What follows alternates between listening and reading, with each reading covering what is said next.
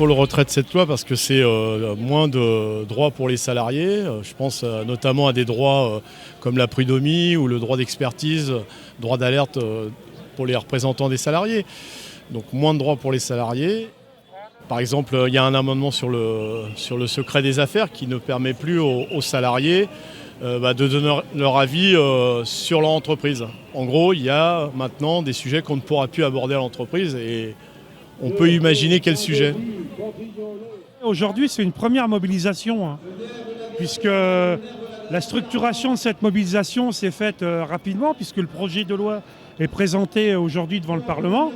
Mais d'ores et déjà, on a une présence des grands groupes de la métallurgie de l'Île-de-France, dont Thales, le groupe Renault, on a des copains des services de l'automobile, des copains de la branche électricité. La loi Macron, c'est une attaque sans règle, et je dirais une formidable attaque contre le monde du travail, et notamment pour déstructurer tout le droit social qui a été construit depuis des siècles par nos aînés, puisque je rappelle que des militants sont morts pour avoir le dimanche de repos.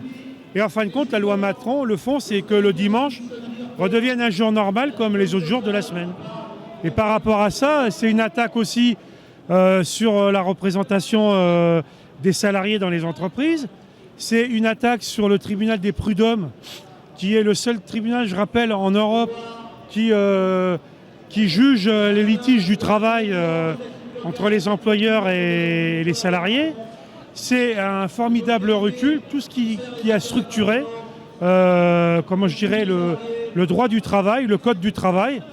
Et à partir de là, les métallos de l'Île-de-France se doivent de combattre cette loi scélérate qu'il faut empêcher par tous les moyens d'être votée par les parlementaires.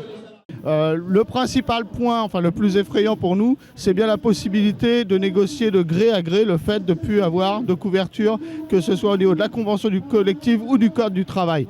Le code civil a été modifié et il se peut maintenant que chaque salarié puisse demander à l'employeur de déroger aux règles et aux garanties collectives.